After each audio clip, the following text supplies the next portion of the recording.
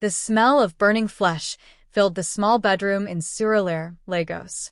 Amara's screams pierced through the humid night air as Chinedu pressed the hot clothing iron against her swollen belly. Her 7-month pregnancy bump sizzled under the metal, and she collapsed onto the floor, clutching her stomach, praying her baby was still alive. "Please, Chinedu." "The baby," she gasped, tears streaming down her face. Her husband stood over her, his eyes wild with rage, the iron still steaming in his hand. "You think I don't know? You think I'm stupid," he shouted. "That thing inside you is not mine." Amara's neighbor, Mrs. Okafor, would later tell the police she heard the screams but was too afraid to intervene. Everyone in the compound knew Chinedu's temper. Everyone had seen the bruises Amara tried to hide under long sleeves and makeup. But this was different. This was crossing a line no one thought even he would cross. As Amara lay on the cold cement floor, blood beginning to seep through her wrapper, she made a decision. A decision that would change everything. A decision that would make headlines across Nigeria and beyond. But her revenge? Nobody, not even Chinedu in his darkest nightmares, could have predicted what she was planning. 3 months earlier, life had been different. Not perfect, but different. Amara Okonkwo was 28 years old, a secondary school teacher at Royal Heritage Academy in Ikeja.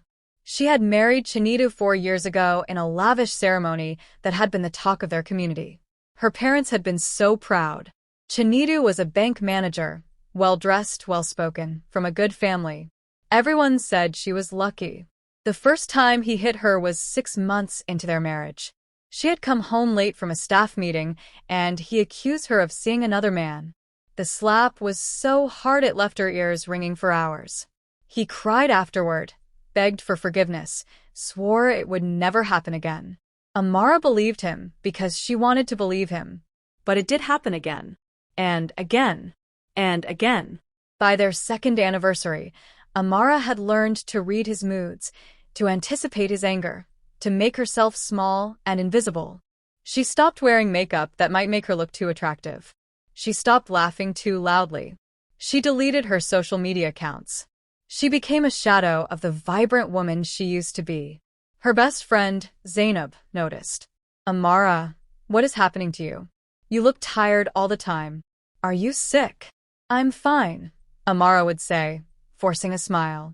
"Just work stress." But Zainab wasn't fooled. She had seen the fingerprint bruises on Amara's arms during a casual visit. She had noticed how Amara flinched when Chinedu raised his voice. Still, what could she do? In their community, marriage problems were meant to stay inside the home. A good wife endured. A good wife prayed. A good wife made it work. When Amara discovered she was pregnant, she felt a flicker of hope. Maybe a child would change him. Maybe fatherhood would soften the monster her husband had become. For the first 2 months, it seemed to work. Chinedu was gentler, almost kind.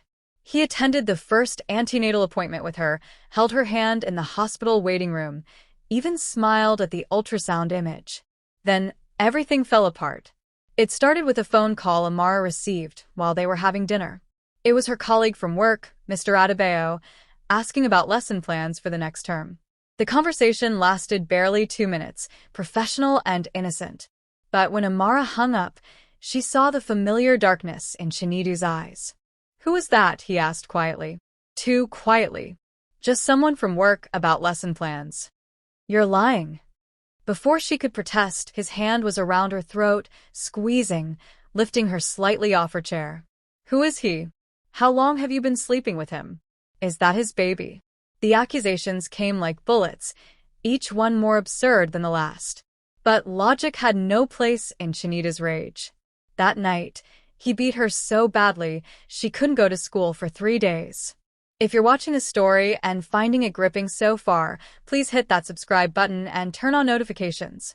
You won't want to miss what happens next. And drop a comment below telling us where you're watching from. Are you in Lagos? London? New York? We'd love to know. Now, here's a question for you.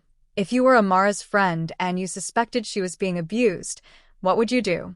Would you intervene, or would you stay silent to avoid causing trouble? Share your thoughts in the comments. But But Amara's story was far from over. In fact, the real drama was just beginning, and her revenge plan was already taking shape in her mind as she lay bleeding on that bedroom floor. What she would do next would shock not just Chinedu, but the entire nation. The ambulance arrived at Lagoon Hospital 23 minutes after Mrs. Okafor finally gathered the courage to call emergency services. 23 minutes that felt like a lifetime to Amara as she lay curled on the floor, whispering prayers over her belly, begging her baby to hold on. The doctors rushed her into the emergency room. Dr. Chioma Ease, the attending physician, took one look at the burn mark on Amara's stomach and knew immediately this was not an accident. She had seen too many cases like this. Too many women with stories that didn't add up. Too many. I fell down the stairs and I accidentally burned myself while cooking. Mrs. Okonkwo, you need to tell me the truth, Dr. Chioma said gently, after the immediate crisis had been managed and the baby's heartbeat confirmed stable. Did someone do this to you? Amara stared at the ceiling, tears rolling silently down her temples. For 4 years, she had protected Chinedu's secret. For 4 years, she had worn his shame like a heavy cloak. But something had shifted inside her on that bedroom floor. Something had broken, or perhaps finally awakened. My husband, she whispered. My husband did this. Dr. Chioma nodded, unsurprised but visibly pained. We need to report this to the police. This is attempted murder, Mrs. Okonkwo. Yours and your baby's. But before they could proceed, Chinedu burst through the emergency room doors, playing the role of concerned husband perfectly.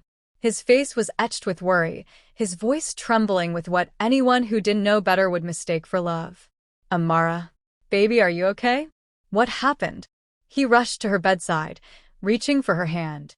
Amara recoiled like he was made of fire. The movement was instinctive, and everyone in the room saw it. Dr. Chioma stepped between them, her small frame surprisingly authoritative. Sir, I'm going to have to ask you to step back. That's my wife. That's my child she's carrying. Chinedu protested, but there was something in his eyes, a calculation, as he realized the medical staff were watching him with suspicion rather than sympathy. 2 police officers arrived within the hour. Sergeant Taiwo and Corporal Blessing had been patrolling nearby when they received the call about a domestic violence case at the hospital. They found Chinedu in the waiting area, pacing, his phone pressed to his ear as he spoke rapidly to someone in hushed tones. When they questioned Amara, she told them everything. The years of abuse, the escalating violence, the iron, all of it poured out of her like a dam breaking. Chinedu was arrested that night, and for the first time in 4 years, Amara slept without fear. But she also slept with a plan forming in her mind. A plan that had nothing to do with police reports or court cases. Because Amara knew how these stories usually ended in Lagos. Rich men with connections rarely faced real consequences. Chinedu's family had money and influence. His uncle was a retired judge. His father knew politicians. The system would protect him, just like it protected countless men like him. So Amara decided she would seek a different kind of justice. The next morning, Zainab arrived at the hospital with a bag of fresh clothes and food. When she saw the bandage on Amara's stomach and heard what had happened, she wept openly. I should have done more, Zainab said, guilt written across her face. I knew something was wrong. I knew, and I said nothing. You couldn't have known it would get this bad, Amara replied, her voice eerily calm. Nobody could have known. What will you do now? You can't go back to that house. No, Amara agreed. I can't. But I'm not running away either. Not anymore. There was something in her tone that made Zainab pause. Something cold and determined that she had never heard from her gentle friend before. Amara, what are you planning? Amara smiled, and it was not a happy smile. I'm planning to make sure Chinedu never hurts another woman again. But not in the way anyone expects. Chinedu was released on bail 2 days later. His lawyer, a sharp-suited man named Barrister Okonkwo, who was no relation despite sharing her surname, argued that his client was under extreme emotional stress, that the pregnancy had affected his mental state, that he needed psychiatric help, not imprisonment. The magistrate, an older man who kept glancing at his watch as if he had somewhere more important to be, granted bail with minimal conditions. When Chinedu walked out of the police station, his father was waiting with the family Mercedes. "This foolish girl is trying to destroy you," his father said. "We'll handle it. We always handle these things." But what neither Chinedu nor his family knew was that Amara had already set her plan in motion. While lying in that hospital bed, she had made phone calls, sent messages, reached out to people she never thought she would need to contact. And the response had been overwhelming. By the time Chinedu returned to their compound in Surulere, something had changed in the neighborhood. People who used to greet him warmly now looked away. Women gathered in clusters, whispering, their eyes following him with undisguised hostility. Someone had spray-painted "wife beater" on his car. Confused and angry, he called his father. "They've turned everyone against me." That which must have been spreading lies. But they weren't lies. And Amara was just getting started. If you're shocked by this story as we are, smash that like button and share this video with someone who needs to hear it. Stories like Amara's need to be told. Abuse thrives in silence, but together, we can break that silence. And here's a question for all of you watching. Do you think the justice system does enough to protect victims of domestic violence? Have you, or someone you know, ever felt let down by the authorities? Let us know in the comments below. Your voice matters. 3 days after being released on bail, Chinedu received a message that would make him realize Amara's revenge had only just begun, and it would hit him in ways he never imagined possible. The message came at 2:47 a.m., jolting Chinedu awake. It was from an unknown number, and it contained just 3 words and a link. The truth revealed. His hands trembled as he clicked the link. It took him to a video on Instagram, and his blood ran cold as he watched. It was Amara, sitting in what looked like a simple room, her pregnant belly visible, the bandage on her stomach a stark reminder of what he had done. But it wasn't shame that flooded through Chinedu as he watched. It was fear. "My name is Amara Okonkwo," she began, her voice steady and clear. "And I want to tell you a story about love, marriage, and survival." The video went viral within hours. By morning, it had been shared across every social media platform. Nigerian Twitter was on fire. Instagram stories were filled with reposts. WhatsApp groups across West Africa were discussing nothing else. Amara's face was everywhere, and so was Chinedu's name. But this wasn't just a simple testimony. Amara had been meticulous. She had documented everything. Photos of her bruises over the years, time-stamped and dated. Hospital records from previous accidents. Text messages where Chinedu threatened her. Screenshots of deleted emails. Even audio recordings she had secretly made during some of his violent episodes, her small phone hidden in her wrapper as his voice raged in the background. "For 4 years, I lived in fear," Amara said in the video. "I thought if I was a better wife, if I cooked better, dressed better, spoke softer, he would stop. But abuse is never about what the victim does or doesn't do. It's about power and control." She paused, placing her hand on her belly. 3 days ago, my husband pressed a hot iron on my stomach because he believed my baby wasn't his. Let me be clear, this child is his. But even if it wasn't, no human being deserves to be tortured. No woman deserves to fear for her life in her own home. No child deserves to almost die before they're even born. The video ended with a direct look into the camera. "I'm sharing this because I know I'm not alone. Somewhere in Lagos, in Abuja, in Accra, in Nairobi, in Johannesburg, there's another woman living my story. And I want her to know, you don't have to stay silent. You don't have to protect him. Your life matters. Your child's life matters. And together, we can break this cycle." Within 24 hours, the video had over 2 million views.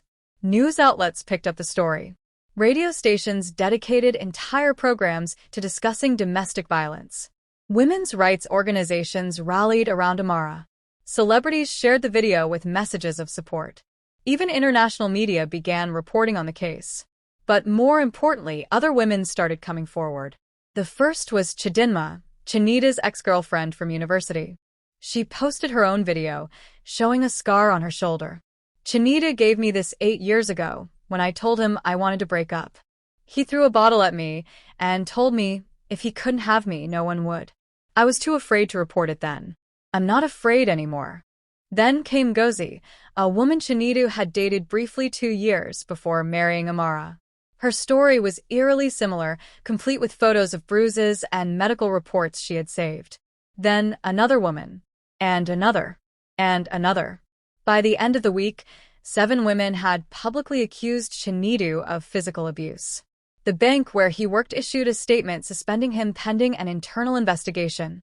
His father's political connections suddenly seemed less powerful in the face of massive public outrage.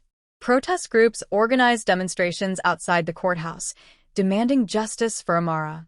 Chinedu's world was crumbling, and he knew exactly who was responsible. He tried calling Amara repeatedly, but she had blocked his number. He went to the hospital, but security had been instructed not to let him near her room. He tried going to her parents' house in Festac town, but her father, a tall, stern man who had once respected him, met him at the gate with fire in his eyes. "You are not welcome here," Mr. Emeka said. "You almost killed my daughter and grandchild. If I ever see you near my family again, the police will be the least of your problems."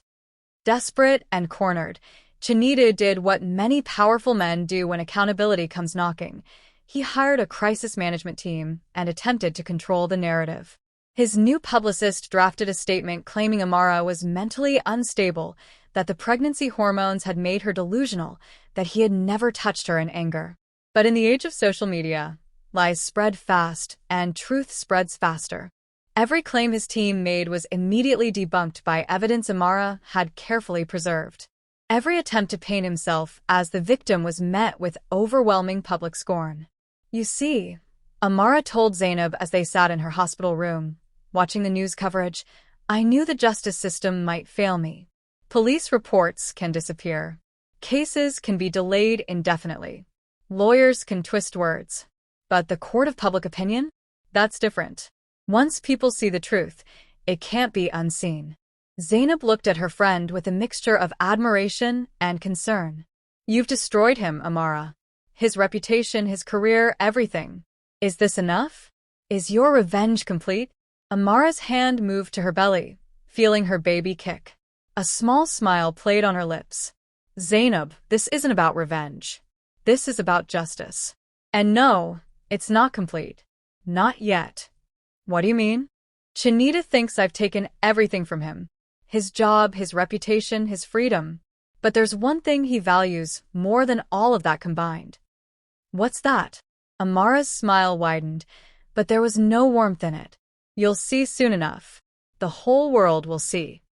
Make sure you're subscribed to this channel because what Amara does next will leave you absolutely speechless. Hit that notification bell so you don't miss the next chapter of this incredible story. And we want to hear from you. If you had documented evidence of abuse like Amara did, would you go public with it? Or would you handle it privately through the legal system? What do you think is the most effective way to hold abusers accountable? Drop your thoughts in the comments section below. 2 days later, Amara was discharged from the hospital. And as she stepped out into the Lagos sunshine, accompanied by a group of women's rights activists and journalists, Chinedu received another message that would bring him to his knees. But this time, it wasn't from an unknown number. It was from his own mother, and the words made his hands shake. "Come home immediately. We need to talk about your father." Chinedu drove to his family's mansion in Ikoyi with a knot of dread in his stomach. His mother never sent messages like that. She was always composed, always in control, the perfect politician's wife who smiled for cameras and kept family secrets buried deep. When he arrived, he found his mother, Adiz, sitting alone in the living room. Her usually impeccable appearance was disheveled, her eyes red from crying. His father was nowhere to be seen. "Mama, what's wrong? Where's Papa?" Adiz looked up at her son, and for the first time in his life, Chinedu saw something in her eyes he had never seen before. Disappointment so profound it was almost physical. "Your father has locked himself in his study. He won't come out. He won't speak to anyone." She paused, her voice cracking. Because of you, Chinedu. Because of what you've done. Mama, I can explain. Explain what? She snapped, her composure finally breaking. Explain why you nearly killed your pregnant wife. Explain why our family name is being dragged through the mud on every news channel. Explain why women are protesting outside our gate with signs calling you a monster. Chinedu opened his mouth, but no words came out. His mother stood, trembling with rage. Do you know what your wife did yesterday? While you were busy trying to save your pathetic reputation. What did she do? She held a press conference. Not just any press conference. She was surrounded by lawyers, women's rights activists, doctors, and 7 other women. Women you hurt, Chinedu. 7 of them. All telling their stories, all with evidence. Chinedu felt the room spin. That's impossible. I never. Don't you dare lie to me. Adi's voice rose to a shout. I raised you better than this. Your father, and I gave you everything. Education, opportunities, respect. And this is how you repay us? By becoming the very thing we fought against. What do you mean? His mother's face twisted with pain. Sit down, Chinedu. It's time you knew the truth about this family. What Adiz revealed in the next hour shattered everything Chinedu thought he knew about his parents. His father, the respected retired judge, the man everyone admired, had been an abuser. For 35 years of marriage, he had beaten Adiz behind closed doors. The perfect family image was a lie, maintained through money, threats, and social pressure. I stayed because I had nowhere to go, Adiz said, tears streaming down her face. Because my own parents told me marriage was forever. Because the church said I had to endure. Because everyone said a good wife doesn't abandon her husband. I stayed, and I watched you grow up watching him hurt me. And I told myself you would be different. I prayed you would be different. Mama, I didn't know. You knew, she screamed. You saw. You heard. And you became exactly like him. Maybe worse, because at least your father never hurt a pregnant woman. At least he had that much restraint. The words hung in the air like poison. Chinedu wanted to argue, to defend himself, but the truth was crushing him. He had watched his father's violence and absorbed it like a lesson. He had learned that power meant control, that love meant possession, that a wife was property to be managed. Your wife, Adiz continued, her voice now eerily calm, is braver than I ever was. She did what I couldn't do, for 35 years. She spoke up. She fought back. She chose herself and her child over protecting a man who didn't deserve protection. What are you saying, Mama? Adiz walked to the window, looking out at the protesters who had been camped outside their gate for days. I'm saying I'm leaving your father. After 35 years, I'm finally leaving.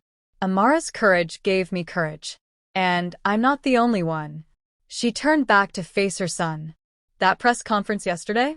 It wasn't just about you, Chinedu. Amara announced the creation of a foundation. The Survivors' Voice Foundation. It will provide legal support, shelter, and resources for women escaping domestic violence. And do you know who's funding it? Chinedu shook his head, unable to process everything he was hearing. Me. I'm funding it. With my own money I've been hiding from your father for years, preparing for the day I'd have the courage to leave. Amara doesn't know yet, but tomorrow I'm going to meet her and offer not just funding but my story. I'm going to stand with her and tell the world what your father did to me. Mama, you can't. The scandal, the family reputation, is already destroyed. Adiz's voice was fierce now, powerful. Thanks to you. But maybe that's a good thing. Maybe some reputations deserve to be destroyed. Maybe some secrets need to be exposed. At that moment, Chinedu's phone buzzed. Another message, this time from his lawyer. The text was brief but devastating. The bank has terminated your employment. 6 more women have come forward with allegations. The prosecutor is upgrading charges to attempted murder. Recommend you prepare for the worst. Chinedu looked up at his mother, truly seeing her for the first time. The woman who had protected him, made excuses for him, covered for him his entire life was done. The safety net was gone. What do I do, Mama? He asked, his voice small, childlike. Adiz picked up her handbag, preparing to leave. You face the consequences of your actions, Chinedu. For the first time in your privileged life, you face real consequences. No more running. No more excuses. No more protection. She walked to the door, then paused. And you pray that baby survives. Because if anything happens to that child, not even your father's connections will save you from what's coming. After his mother left, Chinedu sat alone in the massive living room of the family mansion. Outside, he could hear the protesters chanting. Inside, he could hear his father's muffled sobs from the study. And for the first time in his life, Chinedu felt truly afraid. But Amara wasn't done. She had exposed him publicly, destroyed his career, turned his own mother against him, and mobilized an entire movement. Yet somehow, Chinedu sensed there was still something more coming. Something bigger. Something that would be the final nail in his coffin. He was right. That night, Amara made another announcement that would send shockwaves through Lagos and beyond. An announcement about the baby she was carrying. An announcement that would prove to be the most devastating blow of all. And when Chinedu heard it, he would finally understand that Amara's revenge was never about destroying him. It was about something far more powerful, reclaiming her own life and ensuring no woman would suffer what she had suffered ever again. The live broadcast began at 8 p.m. prime time across Nigeria. Every major news station carried it. Social media platforms streamed it simultaneously. Millions of people tuned in to watch Amara Okonkwo, now 3 weeks out of the hospital, make her next announcement. She sat in a simple chair, wearing a flowing blue dress that accentuated her pregnancy. Beside her were Dr. Chioma Eze, her lawyer Mrs. Funmilayo Adeyemi, and surprisingly, Chinedu's mother, Adiz. The sight of his own mother sitting in solidarity with his wife sent shockwaves through viewers even before Amara spoke. Good evening, Nigeria. Good evening, Africa. Good evening to everyone watching around the world. Amara began, her voice steady. 3 weeks ago, I share my story of survival. Today, I want to share the next chapter, and it's not what anyone expects. She paused, placing both hands on her belly. Many people have asked me about my baby. Is the child okay? Will there be lasting damage? These are fair questions, and I want to address them directly. Dr. Chioma leaned forward. I'm Dr. Chioma Eze, and I've been treating Mrs. Okonkwo since the night of the attack. The burn injury was severe, but miraculously, the baby was not directly harmed. However, the trauma and stress have put this pregnancy at high risk. Mrs. Okonkwo will require intensive monitoring for the remaining weeks. Thank you, doctor, Amara said. But there's something else I need to reveal. Something about this baby that changes everything. The camera zoomed in slightly on her face. When my husband accused me of infidelity, when he burned me because he claimed this baby wasn't his, he was wrong on every level. This child is biologically his. But I've made a decision about this baby's future that I want to announce publicly. The room seemed to hold its breath. When this child is born, I will be raising them alone. I am filing for divorce. Full custody. And I am legally changing my name back to my maiden name, Emeka. My child will carry my family's name, not his father's. Not the name of a man who tried to murder us both. The statement was bold, but it wasn't the shocking part. Amara continued. But more than that, I want to address something important. My husband's actions weren't just about anger or jealousy. They were about ownership. He believed he owned me. He believed he owned my body, my choices, my very existence.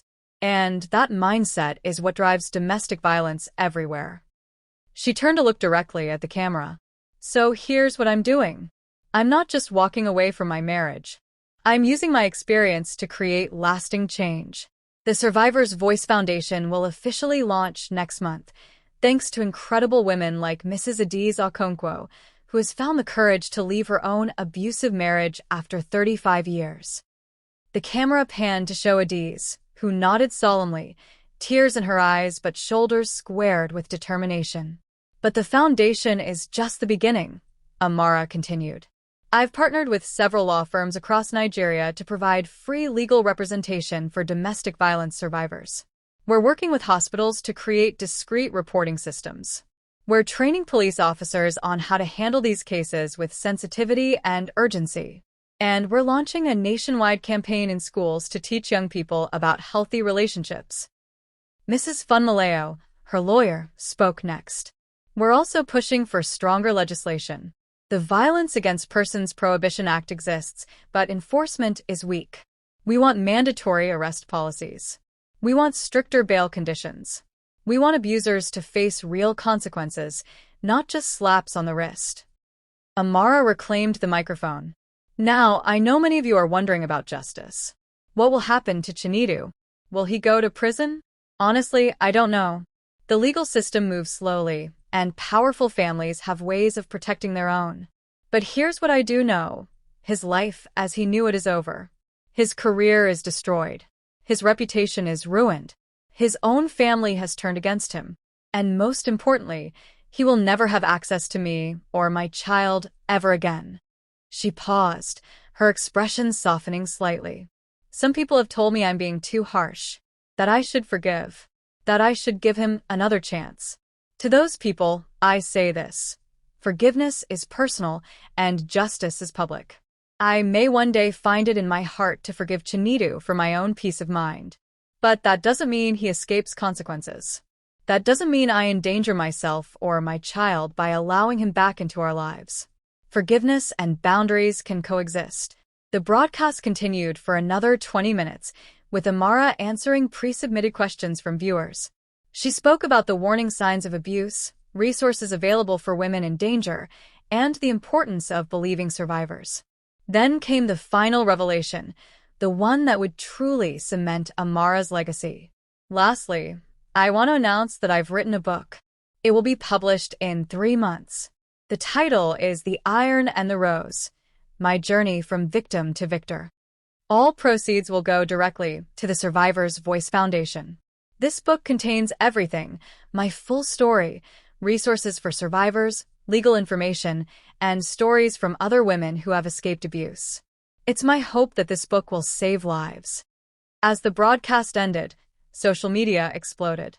The hashtag Survivor's Voice began trending globally. Pre-orders for the book crashed the publisher's website within minutes. Donations poured into the foundation from around the world. Women in Ghana, Kenya, South Africa, even as far as London and New York, began organizing sister chapters of the foundation. Chinedu watched the entire broadcast from his now empty apartment. His father had kicked him out of the family mansion. His friends had abandoned him. His bank account was frozen pending the criminal investigation.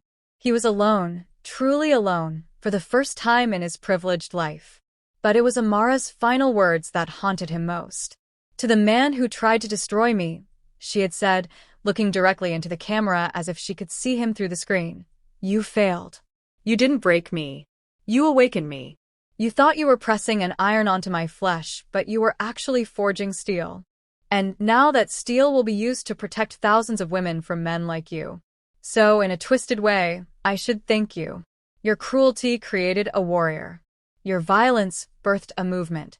Your attempt to silence me gave me the loudest voice I've ever had. Chinedu's phone rang. It was his lawyer with news about the trial date. As he answered, he realized that Amara had done something no one expected. She hadn't just survived him. She had transformed her pain into purpose, her trauma into triumph. And in doing so, she had won in a way that no court verdict could match. If this story is touching your heart, please share it with someone who needs to hear it. Hit that share button and spread Amara's message of hope and strength. And don't forget to like this video to help us reach even more people. We want to ask you something important. Do you think Amara's approach, using public exposure and creating systemic change, is more effective than just relying on the criminal justice system? What would you have done in her situation? Let us know in the comments below. Your perspective matters. But the story wasn't over yet. 3 weeks before her due date, something would happen that would test everything Amara had built. Something that would force her to confront Chinedu one final time. And in that confrontation, both of them would discover that revenge, justice, and healing are far more complicated than anyone ever imagines. Amara was at the Foundation's temporary office in Victoria Island, reviewing applications for the shelter program, when the call came. It was 4:15 p.m. on a Wednesday, and the voice on the other end was panicked. Amara, it's Zainab. You need to get to your parents' house right now. Something's happened. Amara's heart lurched. What? Is it my mother? My father? No, it's just come. Please. Bring security. 20 minutes later, Amara arrived at her parents' compound in Festac Town, accompanied by 2 security guards the Foundation had hired for her protection. What she found made her blood run cold. Chinedu was there, on his knees in the compound courtyard, surrounded by Amara's father, uncles, and several neighbors. But he wasn't being violent. He wasn't threatening anyone. He was crying, actually sobbing, his face buried in his hands. What is going on here? Amara demanded, one hand protectively on her belly. Her father, Mr. Emeka, looked deeply uncomfortable. He came here an hour ago. At first, I wanted to throw him out, but then he started talking. Amara, I think you need to hear what he has to say. I don't need to hear anything from him, Amara said firmly. Papa, why would you even let him? Please. Chinedu's voice was hoarse, broken. Please, Amara. Just 5 minutes. That's all I'm asking. You almost killed me and our baby. You have no right to ask me for anything. I know I don't. But there's something you need to know. Something about why I became this person. Amara wanted to leave. Every instinct told her to walk away. But something in his voice, a raw honesty she had never heard before, made her pause. 5 minutes. That's it. And if you try anything, I won't. I swear I won't. They sat on opposite sides of the courtyard, with her father and the security guards positioned between them. Chinedu wouldn't even look at her directly, his eyes fixed on the ground. I found out something 2 weeks ago, he began. Something my mother finally told me after she left my father. Something that explains everything, though it excuses nothing. He took a shaky breath. My father isn't my biological father. Amara said nothing, her face impassive. My mother had an affair 33 years ago. She got pregnant with me.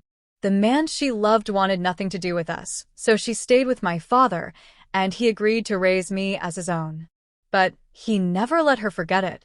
For 33 years, he punished her for that one mistake. He beat her, controlled her, humiliated her. And he made sure I knew I was different. Not enough. Never enough. Chinedu's voice cracked. I grew up watching him hurt her, and being told it was my fault. That if I had never been born, they would have been happy. I grew up believing that love meant pain, that marriage meant control, that men showed strength through violence. It's all I ever knew. Millions of people grow up in difficult homes and don't become abusers, Amara said coldly. Your childhood doesn't justify what you did to me. I know it doesn't. I'm not asking for forgiveness, Amara. I'm not asking you to take me back. I'm not even asking you to drop the charges. I deserve prison. I deserve everything that's happening to me. Then why are you here? Chinedu finally looked up, and Amara saw something in his eyes she had never seen before. Genuine remorse. Not the manipulative tears he had cried after previous beatings, not the self-pity he wallowed in when caught, but real, soul-deep regret. I'm here because I'm checking myself into a psychiatric facility tomorrow. Long-term, residential treatment. I've sold everything I have left to pay for it. My car, my watches, everything. Because I finally understand that I'm sick. What I did to you, what my father did to my mother, it's a sickness that gets passed down if we don't break the cycle. He reached into his pocket slowly, and the security guards tensed, but he only pulled out a folder of papers. These are papers voluntarily terminating all my parental rights to our baby. I'm signing them today, witnessed by a lawyer. I don't want my child to know me. I don't want my poison anywhere near them. You were right about everything, Amara. This baby deserves your name, your family, your love. Not mine. Amara took the papers with trembling hands. She had wanted this, fought for this, but hearing him say it still felt surreal. There's more, Chinedu continued. I've also signed papers transferring the title of our house to you. It's yours completely. Do whatever you want with it. Sell it, burn it, turn it into a shelter. I don't care. And I've set up a trust fund for the baby. It's not much, just what I had left in savings after legal fees, but it's theirs. Why are you doing this? Amara asked, confusion mixing with her anger. Because you won, Amara. Not just publicly. You won in the way that matters most. You broke free. You chose yourself. You chose our child. And in doing that, you showed me exactly what I am, a coward who hurts people weaker than him because he's too broken to face his own pain. He stood up slowly, keeping his distance. I'm going away for a long time. Maybe a year, maybe more. The treatment is intensive. And when I get out, I'm leaving Lagos. Maybe leaving Nigeria. I don't know yet. But I promise you this. You will never see me again. Our child will never know I exist unless you decide otherwise. The monster you married is gone from your life forever. Tears were streaming down his face now. I can't undo what I did. I can't give you back the years I stole, the pain I caused, the scars I left. But I can give you peace. I can give you freedom. I can make sure that the cycle of violence that destroyed my family doesn't touch ours. That's the only thing I can do now. Amara stood up, her hand on her belly where their baby kicked. She looked at the man who had terrorized her for 4 years, who had almost killed her, who had been the source of her nightmares. And she saw, perhaps for the first time, not a monster, but a deeply broken human being. I don't forgive you, Chinedu, she said quietly. I may never forgive you. What you did to me, to our baby, to all those other women, it's unforgivable. He nodded, accepting her words. But I do hope you heal. Not for my sake, but for the sake of every woman you might encounter in the future. I hope you become the kind of man who would be horrified by who you were. I hope you learn what real strength is, what real love is, what real manhood is. She held up the papers. I'll have my lawyer review these. If everything is in order, I'll sign them. And then, as you said, you'll be gone from our lives. Thank you, he whispered. Don't thank me. Thank the baby you almost killed. Thank them for giving me a reason to survive. Thank them for making me strong enough to walk away. Everything I did for them. As Chinedu turned to leave, escorted by Amara's uncles to make sure he actually left the compound, Amara felt something shift inside her. Not forgiveness, not reconciliation, but perhaps the tiniest seed of closure. Zainab came to stand beside her. Are you okay? I don't know, Amara admitted. Part of me wanted him to stay the monster. It's easier to hate a monster, but seeing him broken like that, it's complicated. You don't have to figure it out today, Zainab said gently. You don't have to figure it out ever. He made his choices. Now you get to make yours. That night, Amara couldn't sleep. She kept thinking about Chinedu's revelation, about cycles of abuse, about broken men creating broken families. She thought about Adiz, who had endured 35 years of abuse while raising a son who became an abuser himself. She thought about all the women in the Foundation's database, each with their own stories of pain. And she realized something profound. Her revenge had never really been about Chinedu. It had been about breaking the cycle. It had been about making sure that her child, and thousands of other children, would grow up in a world where violence wasn't normalized, where abuse wasn't hidden, where speaking up wasn't shameful. She had won not by destroying Chinedu, but by refusing to let his violence define her story's ending. As she drifted off to sleep, her baby kicked again, strong and insistent. A reminder that life continues, that hope persists, that even from the darkest moments, something beautiful can emerge. But the next morning would bring one final twist, one last challenge that would force Amara to make the hardest decision of her life. And in making that decision, she would finally understand the true meaning of her journey. Amara woke up at 3 a.m. to sharp pains radiating across her stomach. At first, she thought it was the baby kicking, but then she felt the wetness beneath her. Her water had broken. She was only 37 weeks along, 3 weeks early. Mama, Papa, she called out, trying to keep the panic from her voice. Within minutes, her parents rushed her to Lagoon Hospital. Dr. Chioma was called in immediately, and by 4:30 a.m., Amara was in the delivery room, surrounded by medical staff. The labor was intense, complicated by the scar tissue from the burn injury. Every contraction reminded her of that terrible night, but this time, the pain had purpose. At 6:47 a.m., as the Lagos sun rose over the lagoon, Amara gave birth to a baby girl. The cry that filled the delivery room was the most beautiful sound Amara had ever heard. Strong, healthy, alive. Against all odds, her daughter had survived. "She's perfect," Dr. Chioma said, placing the baby on Amara's chest. "Absolutely perfect." Amara looked down at her daughter's tiny face, her small fingers grasping at air, and felt a love so overwhelming it brought tears to her eyes. This was what she had fought for. This was what she had survived for. This little life, innocent and full of possibility. "Welcome to the world, Kayamaka," Amara whispered, using the Igbo name she had chosen. It meant God is beautiful. "Welcome to a world where you will never know fear in your own home, where you will never have to hide bruises or make excuses, where you will know your worth from the moment you open your eyes." The news of Kayamaka's birth spread quickly. By noon, social media was flooded with congratulatory messages.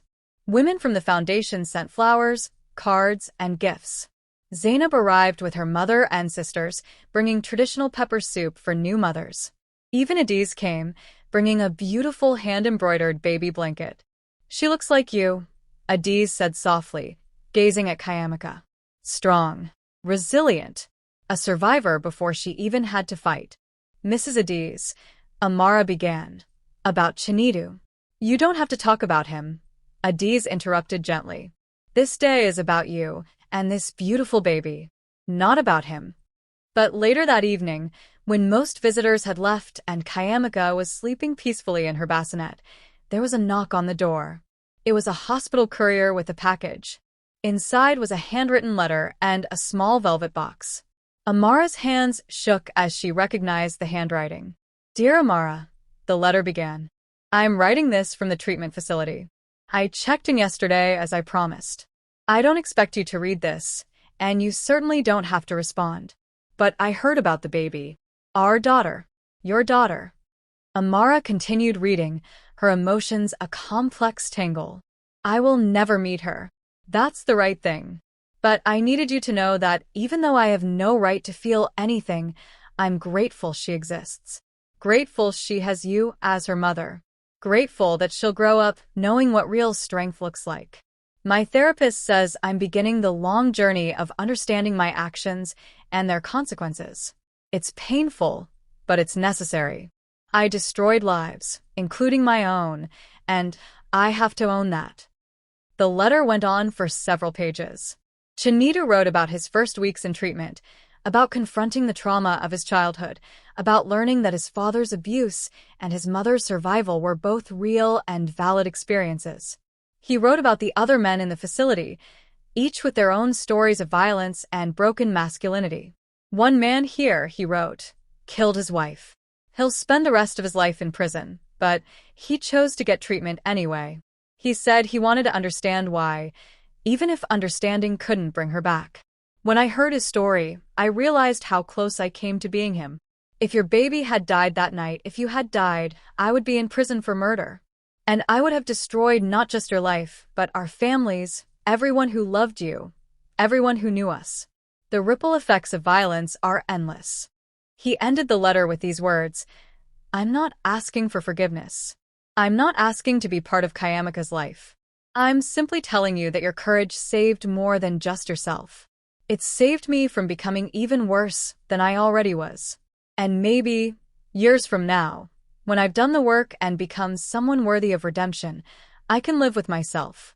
Not because I deserve peace, but because you and Kayamaka deserve a world where men like who I was no longer exist. Thank you for fighting. Thank you for surviving. Thank you for showing me what real strength looks like." Inside the velvet box was a simple gold necklace with a small pendant shaped like a rose with an iron stem. A reference to her book title. Pinned to the box was a note. May she grow strong like iron, beautiful like a rose, and never know the pain of thorns that shouldn't be there. Amara sat with the letter for a long time, watching Kayamika sleep. She thought about revenge and justice, about punishment and redemption, about the complicated nature of human beings who can be both monsters and victims, often at the same time. She thought about all the women in the Survivor's Voice Foundation, each with their own stories, their own journeys. Some had found forgiveness. Others held onto their anger as fuel for change. Some wanted their abusers in prison. Others just wanted to never see them again. There was no single right way to heal. Finally, she picked up her phone and recorded a video. Not for social media this time, but for Kayamika. A video her daughter would watch someday when she was old enough to understand. "My darling Kayamika," Amara began, the camera focused on her face with the sleeping baby visible in the bassinet beside her. "Today is your birthday, the day you came into this world against all odds. Someday, you'll ask about your father. You'll ask why he isn't in our lives. And I'll tell you the truth, because you deserve truth." She paused, gathering her thoughts. "Your father hurt me. He hurt me badly. But I want you to know something important. His actions don't define you. His violence doesn't live in your DNA. You are not responsible for his choices, his pain, or his journey. You are your own person with your own story, your own strength." Amara's voice grew stronger. "I also want you to know that I fought for you. I fought when it was hard, when it was scary, when everyone told me to stay silent. I fought because you deserve to come into a world where your mother had a voice, where women had power, where abuse wasn't accepted or hidden." She smiled through her tears. "And I want you to know that if your father ever becomes the man he should have been, if he truly heals and changes, you can make your own choice about whether to know him. That will be your decision, not mine. My job is to keep you safe, to raise you strong, to teach you that love never hurts. His job, if he chooses to do it, is to become worthy of being known. But that's on him, not on us." Amara looked directly into the camera. "You, my beautiful daughter, are the reason I survived. You're the reason I found my voice. You are the reason thousands of women will find help and hope through the foundation. Your existence sparked a revolution. Never forget that. Never let anyone make you feel small. You came from strength, you survived impossibility, and you will change the world. I already know it." She ended the recording and saved it in a folder marked for Kayamika. 3 months later, The Iron and the Rose was published. It became an instant bestseller across Africa and internationally. The foundation expanded to 6 African countries, with plans for more. Amara became a sought-after speaker, traveling to conferences, universities, and community centers, sharing her story and inspiring change.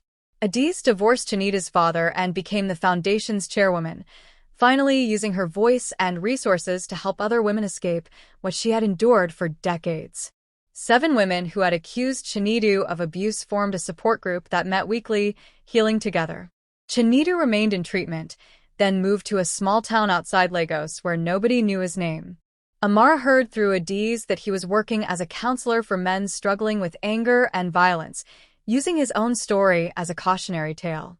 She didn't know if his change was genuine or permanent, and she realized she didn't need to know. His journey was his own now. As for Amara, she stood on the balcony of her new apartment in Lekki, watching Kayamika take her first wobbly steps at 10 months old. The little girl stumbled, fell, got back up, determined and fearless. Just like her mother, Zainab, visiting for the afternoon, came to stand beside her. "Do you ever think about what would have happened if you hadn't fought back? If you had stayed silent?" Amara considered the question. "Sometimes. But then I look at Kayamika, at the foundation, at all the women we've helped, and I realize that my pain had purpose.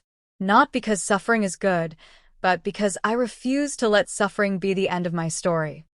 She picked up Kayamika, who giggled and grabbed at her mother's braids. "My revenge wasn't about destroying Chinedu. It was about building something he could never destroy. A movement. A legacy. A daughter who will grow up knowing her mother was a warrior.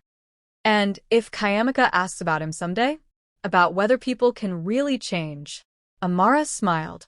I'll tell her the truth. That people are complicated. That monsters are often made, not born. That accountability and healing can coexist. And most importantly, that her story doesn't have to include his redemption or his failure. Her story is her own to write. As the sun set over Lagos, painting the sky in brilliant oranges and purples, Amara felt something she hadn't felt in years. Genuine peace. Not because everything was perfect, not because all her scars had healed, but because she had taken her pain and transformed it into power. She had survived. She had fought. She had won. And her victory wasn't in Chinedu's downfall. It was in Kayamika's first steps, in every woman who found shelter through the foundation, in every man who chose to break the cycle of violence, in every person who heard her story and decided that silence was no longer an option. That was revenge worth having. That was justice worth fighting for. That was a legacy worth leaving. The end. Thank you so much for staying with us through Amara's incredible journey. If this story touched you, please hit that subscribe button and turn on notifications so you never miss stories like this. Share this video with someone who needs to hear this message of hope and strength. And we want to hear from you one final time. What's the most important lesson you learned from Amara's story? How has this changed your perspective on domestic violence, revenge, and healing? Drop your thoughts in the comments below. Your voice matters, and together, we can continue to break the silence around abuse. Remember, if you or someone you know is experiencing domestic violence, you are not alone. Reach out to local authorities, women's shelters, or domestic violence hotlines in your area. There is help. There is hope. There is a way out. Thank you for watching, and remember, your story doesn't end with someone else's cruelty. Like Amara, you have the power to write your own ending.